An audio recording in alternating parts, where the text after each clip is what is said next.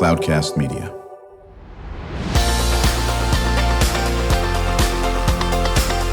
Drew Schlosberg Spotlight on the Community Show, amplifying the voices of social impact organizations, entrepreneurs, local nonprofits, and other community champions who shape the culture, creativity, and connectivity of San Diego. Brought to you by Mission Fed Credit Union, bringing good things to San Diego for over 60 years. Learn more about what is good for you and good for all by visiting www.missionfed.com. I'm Drew Schlosberg of Cloudcast Media. We are pleased to have in the studio with us today Afira DeVries. She is the president and CEO of the Monarch School Project. How you doing, Afira? I am fabulous. It's great to be here with you. It's always good to have Monarch School back on the show, joined by my co-host today. He's usually a guest co-host. It's Brandon Joe. He's the producer of our Spotlight on the Community Show and the CEO and founder of Treasure Hacks as well. How you doing, Brandon? I'm doing fantastic. Thank you very much, Drew. Of course. This started Afira. And what is the Monarch School Project? How long have you been around? Well, I've been around longer than I care to say, but I've been doing this work for, it'll be 4 years Nice. in August. And the Monarch School is just one of the most extraordinary organizations that I've ever known of. Our work is primarily to focus on the academic, social, emotional, and life skill development of our student body. We're K-12, but what makes us extremely unique is that we are the only public school in the nation that exclusively supports the needs of unhoused students. So all of our kiddos are experiencing homelessness in one way, shape, or form. Yeah, 37 years old. A gazillion years ago, I was the president of the Greater San Diego Reading Association, and one of our literacy awards went to Sandy McBrayer, who obviously started a lot of this, I guess, many moons ago. And then Sandy, of course, runs the Children's Initiative, if I'm not mistaken, still for the county. But what brought you to Monarch School? Well, I'm a sociologist by education and have had a 25-year career now in social care, social program design, and my fields of practice are really there are three.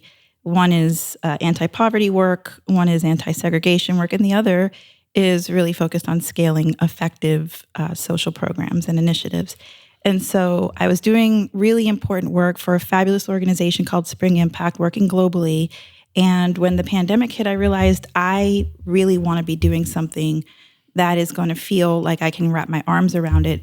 I spoke those words into the universe, not to get metaphysical here, guys, but I said that this is, it's time for me to do work that is mine again. And the very next day I was contacted on LinkedIn about the opportunity in San Diego. Yeah. And literally from that point to my arrival in town was about 6 weeks. I showed up, saw the school, and this was during the pandemic, and I fell in love with the energy of the place, and then certainly the mission. And what really did it was the idea that there are 1.3 million unhoused kids in this country, and there's only one Monarch School. And what we do is incredibly impactful and important. It's time for other kids to have access to what we do and to strengthen and deepen the work we do here in San Diego County. Yeah. And, it's sort of interesting to me. I've been following this for quite a while and working with Sandy, of course, and we're very much connected to the county office and Tracy. How come there's only one Monarch School? How's that possible? Seriously. So that answer would require to have 7 hours, wine, attorneys, and a lot of discussion. But what it really comes down to is it is not an incredibly easily replicable model. Right. It is not necessarily supported by federal legislation because of the population we serve and how that can be considered segregation through some lenses. And it's also really hard for school districts to release their students to attend a specialized school because it has an impact on budget, and the way we structure education budgets in this country this is a great example of why that particular approach needs to be reconsidered. 100%. Yeah, but when a kid needs what they need and they can find it elsewhere, it's important to be able to have an option for them. And unfortunately, unhoused students have needs that exceed what most traditional schools can offer. But for those reasons, there's just the one of us for 37 years now. But I'm working to change that, not necessarily to replicate our work in terms of throwing up new brick and mortar, but we're working really hard to empower teachers everywhere and educators everywhere to do what we do in their own way, in their own sites. Yeah, no question, Brandon. I mean, just immediately when you are explaining the original concept, I'm already like, I can't really sit still. It's such a cool idea. It is something that is approaching this problem in a unique manner that evidently there's not that much supports for. I have total respect for a program that goes out of its way to do what they know is right, even when others don't support them in that way. I know another one, Solutions for Change, I also have a lot of respect for as well. But tell me a little bit more, because the concept is beautiful. I need like a story behind it. Like, what is something beautiful you've seen in the Monarch School that you did not see anywhere else? Can I share two quick stories? And yes, of course. As little vignettes. Okay. First, let me say this, because this, I think, is what's really important. What matters most at Monarch School isn't what I think most people think it would be, which is, how are grades? How are kids doing academically? Which that's important. But what matters to us is building a sense of safety and community. So here's the story that I think really illustrates that. We had a student enroll, and he enrolled mid-year. He was a young middle schooler, and when he got to campus, the thing that we learned from parent, caregiver, and observation was that he was really struggling with insomnia, couldn't sleep, and was not able to focus, and was incapable of letting his guard down. It was really challenging for him. It caused behavioral issues. It causes all the issues you can imagine, right? Think about how you feel when you don't get to sleep. Now imagine that in a sustained way, and you're 12. I mean, think about that. So now, fast forward a few months, I walk out into our playground. I'm just sort of taking my stroll around the school, as I do periodically. And on this massive playground where there are just kids screaming and running everywhere, and it is sunny and hot, I noticed that this child is sleeping in the shade in a corner. And it made me cry because, one might look at that and think, man, this kid needs bread. Like, what is he doing? I looked at that and thought, this is beautiful because that child could sleep. He felt safe enough to let his guard down and relax.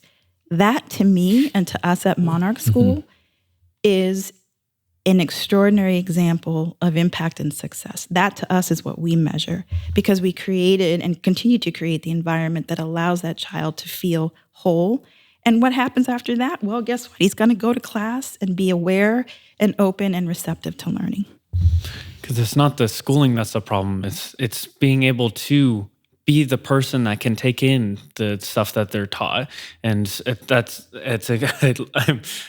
my eyes are watering a little bit. Yeah, because you can't be who you're meant to be if your trauma is unchecked and it is running rampant in your life and preventing you from moving towards something called stability. And when we can address that, then we've changed conditions. One of the things that you folks have always hung your hat on is the empirical data that supports what you're doing is good.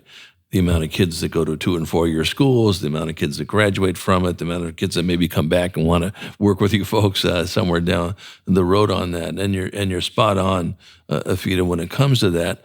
I've been around education for probably before you were born, for God's sake. But and what I'm happy to see more of this is happening now.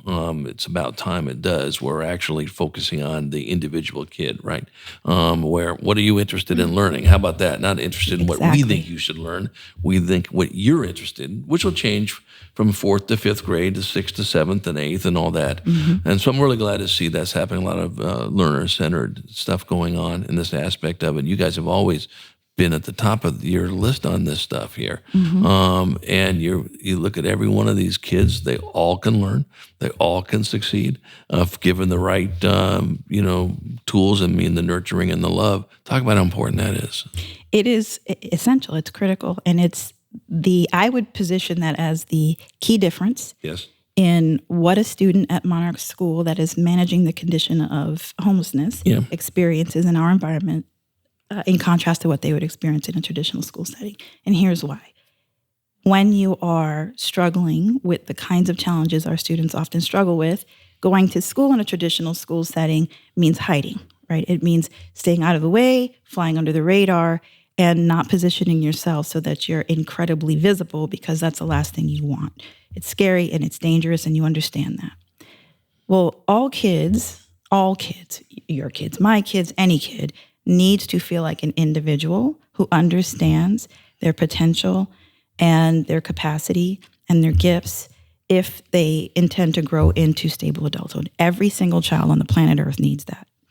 And when you're hiding, you don't get that. Monarch School is intentionally focused on cultivating the individuality of every single one of our kiddos, which gives them a position that they would not otherwise have because they're busy hiding, right? But at Monarch School, if you are all experiencing similar conditions, that is no longer a limiting factor. And now we can talk about what you're good at. What are you good at? What do you want to learn more? What's your dream? What do you want to see and experience in order to advance you to the place that you want to be? And so therefore, their circumstances are only limiting in the moment, but they're not going to limit their life capacity. And that's what makes it so important. Can I just tell you another quick story that really connects to that? Of course. We love these stories. There's so many examples, but we opened an art center about 2 years ago.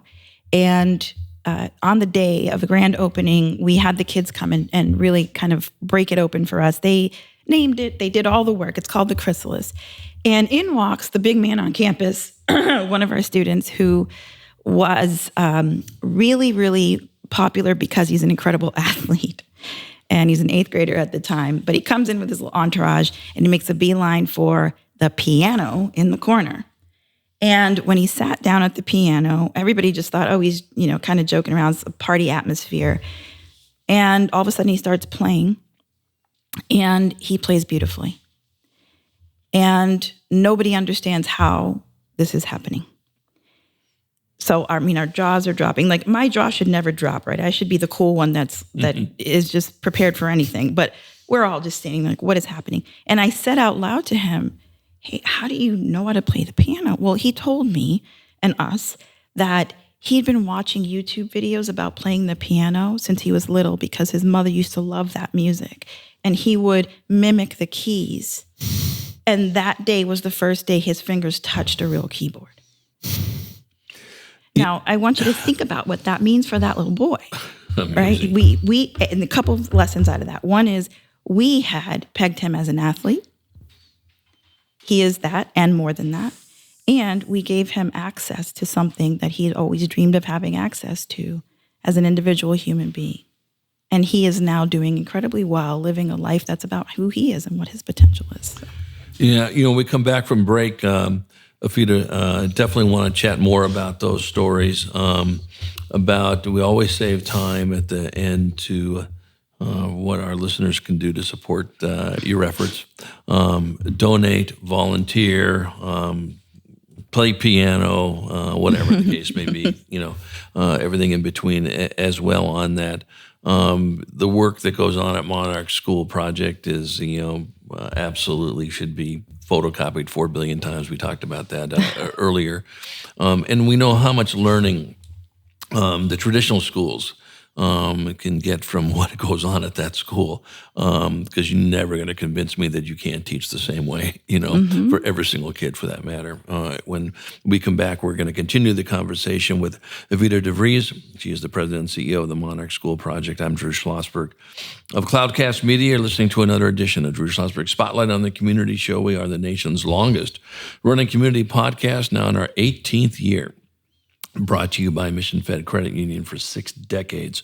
Have been doing great things to support folk living in San Diego County. Joined by my producer of the Spotlight show, Brandon Joe. He's also the CEO and founder of Treasure Hacks. And hopefully I'm going to convince my business partner, Charles Parisi, the CEO and founder of Cloudcast Media, to chime in too. Charles, many years on the board of Father Joe's Villages, and he is in this space as well, and a very good friend, knows Tracy Thompson very well. We'll be right after this break. When you do your banking with Mission Fed, you get great rates on auto and home loans. That's good for you, but something good also happens for a lot of other people. We're not for profit, so we put money back into the community to help lots of great nonprofits to keep San Diego strong. So you're not just getting something good, you're doing something good. Come to Mission Fed. It's banking that's good for all. Brand amplification is the DNA of Cloudcast Media, and our code is the powerful blending of sound, voice, and storytelling to lift local brands and their communities. Whether it is our Brandcast, Schoolcast, or Causecast platforms, the unifying ethos is all about this community, the one you call home. If you dare to dream and want to explore the brand amplification of Cloudcast, a national leader in local podcasting and other Winfluence strategies, please visit us at cloudcast.us.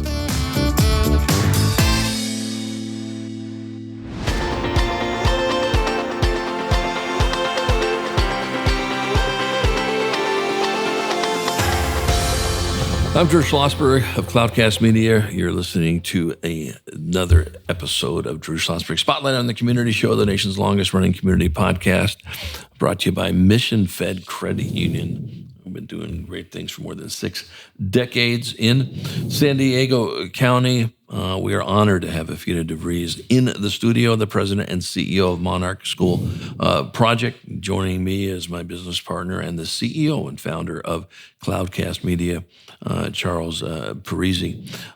So, Afira, you've certainly just enjoyed every second of working with this group. What have you learned the most in your 4 years of working with those students? I've learned how much bias even the best among us have about the population that we serve. There is a tremendous amount of misunderstanding and misconception about parents and caregivers of families who are struggling with homelessness. And I've learned to observe that in myself and others and to speak to it and advocate on behalf of. I've learned how important healing is and how critical resilience is for the learning environment of a student. And I've really learned that there is no one stronger and more scrappy than an unhoused mom. And these are all things that have made me better at my job and hopefully my team. And it's made me a better leader in person. I learned so much from our students and from our community. And I feel incredibly grateful for having had access to that kind of proximity. Wow, listen, it's a pleasure. Hey, Drew, first of all, thank you for letting me sit on the second half of this fantastic conversation. Because for me, it's really cool. And this is the first time you and I have met. Mm-hmm. But I started working with homeless and runaway youth in 1999, because of Father Joe. Mm-hmm. And I was actually a homeless youth as well. Were you? For 2 years back in New York City because of domestic violence, 2 years in welfare hotels in New York City. And then we got placed into a housing project, which was wonderful. I loved it, the projects. Mm-hmm. And so I've been doing work with homeless runaway youth, foster youth since 1999. And I could not agree with you more that the perception, the label, the bias that exists is deep, it's real, and it's wrong. Mm-hmm. And I know this from firsthand experience, and I know from working with so many youth over the years. And so I know Monarch going back to the late 90s. So I'm glad that it's in good hands right now and continue to do amazing things. And because I love the place and I love what you do. Well, it sounds like we have many things in common, that being one of them. Yeah, talk about what our listeners can do to support your efforts from A to Z and everything in between. Mm-hmm. There are some immediate and fast-acting reactions we could get from this, which I hope happen. We have an Amazon list that's up on our website, and it's a really easy way for anybody to be able to contribute to the needs of our student community. And it's things like T-shirts and belts, guys, and socks and feminine hygiene products and things that we need in order to support our kiddos. On our campus, we have showers, we have laundry facilities. They're positioned discreetly so that parents, caregivers, and students can use them, because the condition of being homeless requires a lot of mobility. Right. And so we need support for that part of our work. There are always volunteer opportunities, and those volunteer opportunities range from episodic to consistent supports for our students. We'll be in the very near future recruiting volunteers to help us with reading remediation, to help with the literacy aspects of our community and helping our kids get caught up and ready for learning and advancement. And then there are other things, of course, that have to do with sustaining the bigger programs. Of course, we always need funding, and we're just entering into the next fiscal year. So if you're going to be a new donor, now's a good time for that. And the biggest thing I could ask for is advocacy, particularly if you are in education and or are in places where you are doing work, student-facing work, like out-of-school time programs and after-school programs, because we are on the brink of accelerating our work and going beyond the four walls that we occupy to provide training and on-site education for extended learning for educators and student-facing professionals. Well, I'll tell you what I'd love to throw on the table, live on the air, is one of the things that I'm really passionate about is not just advocacy, but self-advocacy and empowering the powerful voices of young people. So one of the things we do here at Cloudcast is we have a program called Schoolcast, where we help students build and run their own podcast that looks and operates just like the one you're on right now. Okay. So if that's something you might be interested in, we've done it numerous times from Sample Squall Academy and as well as at a high school back in 2016, where all of this started when I was involved in starting a charter high school in San Diego. So we love to teach young people one of the foundational skills that will be with you forever is learning how to communicate really well. Yes. Because if your students want to do a podcast and interview city leaders and bring them in and see the amazing talent that exists and change perceptions and labels and bias, if you're in, we're in. It is remarkable that you would bring that up. We are very student-driven. We believe in student voice and choice. And one of the things that our students have asked us to do for them in our Chrysalis, which is our art center, is prepare a space for them to do podcast recording and to do musical recording. Wow. And so I am not only going to take you up on that, because here we are live on air. I'm going to hold you to it. But we do need the financial resources to do that. And, of course, the expertise to bring them up. Well, you're going to love this then. So, first of all, I love that you said you're going to hold me accountable, because I'm going to hold you accountable. Because I tell people I'm in the fourth quarter of my life and I'm about winning championships. Uh-huh. So well, I don't understand sports, but that sounds important. So I say championships are won in the fourth quarter. So I want to work with leaders that want to get things done. Uh-huh. So you can hold us accountable, because we will be there. We'll make this happen. And here's what else is cool, and then we can collaborate, because we know it's not just about the equipment and the fun stuff. Right. It's about teamwork. It's about what we call the abilities, likability, reliability, all these good abilities. But we've actually created curriculum out of it, which spells the word voice: visualize, operationalize, imagine, communicate, execute, which means you can also run it as a course, as an elective class at your school. So listen, it's live on the air. We can't get out of it now. We're going to do it together. Oh yeah, well, and listen, we'll make it happen. I don't understand the fourth quarter stuff, but I definitely understand leadership that gets things done. And so let's take this conversation forward. I think there's a lot that we can do together. We would love to do it because it's you're working with the kids that I love to work with. Our entire organization. I think our core ethos is students. Brandon Joe, who is the associate producer, virtually every show we have. So we'll be able to take it to level 2 as well. Virtually every show we have at Cloudcast, there's a student involved in producing the show, or in some cases, hosting the show. So, well, wait till you meet our kids. They are extraordinary. We often say Monarch is magic. Our students make it magic, make it magical. They are brilliant young people with a lot of good ideas and extraordinary talents. And I would love a partnership to figure out how to cultivate this particular talent because it's something they want to do. So. Yeah, what's interesting about this, and this is something that's very common on our show, and Charles knows this, and that's how we snatched Brandon over here. He was a guest, and next thing you know, he's producing the doggone show, and he's a co-host. And we've had people as young as 10 years old that have co-hosted with me on the shows, and they love doing it, and they're very, very good. I should just turn the mic over to them. Your kids are going to love it, And Charles is, too humble. Talk very briefly about what you've done with the Jacobs Institute and those kids that you do at LVIC with the podcast. Oh, thanks for bringing it up. I forgot about it. In fact, that's where I'll be there tomorrow related to it. So we've actually, because the really cool thing about podcasting is you can use it in a variety of different ways. So one of the things we've done with the Jacobs Institute at USD, Dr. Perla Myers, who's leading the show down there, is we've created some camp programs where they learn design thinking and then apply their communication skills and create a podcast in 1 week. They walk into the camp on a Monday. By Wednesday, they're on the air recording the podcast to go with whatever challenge they want to solve in the world, whether it's homelessness, whether it's hunger, whether it's gender equality, whatever the problem may be, it's architected around the United Nations 17 Sustainable Development Goals.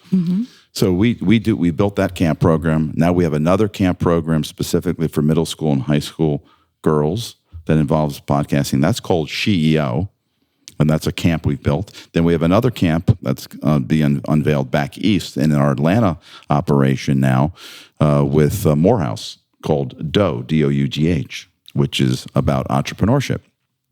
So and each one of them involves podcasting because you're learning, but now you're going to be communicating with someone else about the very principles you're learning. And by the end of the week, they actually publish their episode they created during camp week. So to me, it's just a matter of, and by the way, after school programs and extended learning, it's just so essential that we need to, we need to go well beyond, the school day. And so, programs like this are great. So we are also in the extended learning business by leveraging podcasting because kids love this. This is the podcast generation. This is the earbud generation. And then it's a matter of, I don't want to just listen now. I want to create. I want to learn how to use my voice. But it's, again, learning how to play on a team. Team ability, coachability, reliability, likability, all those abilities that are truly foundational for life. Well, it sounds like there's something else in there too, which is utilizing this kind of platform to advocate.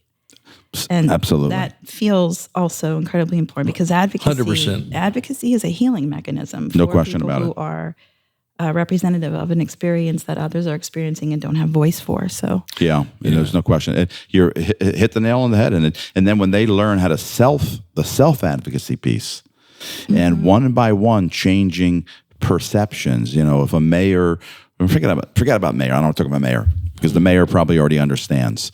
But there's so many leaders in San Diego that their mindset will be changed when they sit down and meet with some of your amazing students. And then they're going to tell 10 people, and little by little, and that's what you have to do. You have to knock things down. Hey, reach one, teach one person at a time.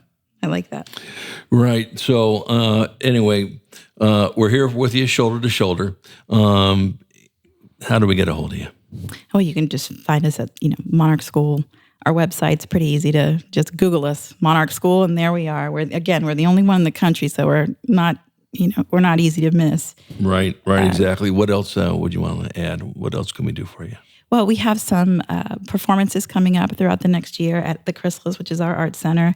We would love for you to take a look at what those options might be. And if it makes sense to come and check us out and support us, that would be great. Our kiddos love to get on stage and show what they can do. Mm-hmm. And then there are opportunities for people, again, to volunteer and support us on campus. We have a big activity around Thanksgiving every year. That is a great opportunity for people to come and learn about our community and spend time rubbing shoulders with those of us who do the work. So, keep your eyes on the website and stay tuned to media to learn about what we're doing. The big messages you're going to be hearing out of Monarch School in the next year are going to be about our scale modeling, which people often think it's about replication, but for us it isn't. It's about disseminating our methodology. We've codified our work, we've published that codification, and now we're building out a training mechanism for people to come and learn from us. It's time. Right. Mm-hmm. So do me a favor, when you make a return appearance, and you will, hopefully you'll want to come back and do this. I'm coming back. Can you bring in a couple students? I will bring you some of our alumni potentially to come and have this conversation with whatever you. You'd like. Okay. We're pretty protective of our kiddos. Sure. But once they enter adulthood and stability, they often want to say what Monarch has meant to them, and I'd love to have them with me. Let's do that. Okay. Great. We love having the students on. We love having... I'm not sure you're familiar with Promises to Kids. I absolutely am. So we had two of their guardian scholars on talking about what it meant to them to go through that program, and you hear their voices, and my goodness, it's unbelievable. And the same thing is going to be. I feel the same way every time I experience our graduation, which is coming up, right, and then connect with our students later. Yep. It is exactly as impactful, right, for me, and I'm in the work every day, as it is for anyone hearing it later on, because these kids are powerful. Right. They become powerful adults. We want to give them that opportunity as well. Afira DeVries, what an absolute pleasure meeting you, President and CEO of the Monarch School Project. We'll look forward to having you make a return appearance. Thank you, gentlemen. It was a pleasure being here. Charles, as always, thanks for joining. Brandon as well. You've been listening to another edition of Drew Schlosberg Spotlight on the Community Show. We are the nation's longest running community podcast in our 18th year, brought to you by the very cool folk of Mission Fed Credit Union for 6 decades, doing great things for us living in San Diego County. We hope you enjoyed the show. You've been listening to an episode of Drew Schlosberg's Spotlight on the Community Show, amplifying the voices of social impact organizations, entrepreneurs, local nonprofits, and other community champions who shape the culture, creativity, and connectivity of San Diego community. Brought to you by Mission Fed Credit Union, bringing good things to San Diego for over 60 years. Learn more about what is good for you and good for all by visiting www.missionfed.com.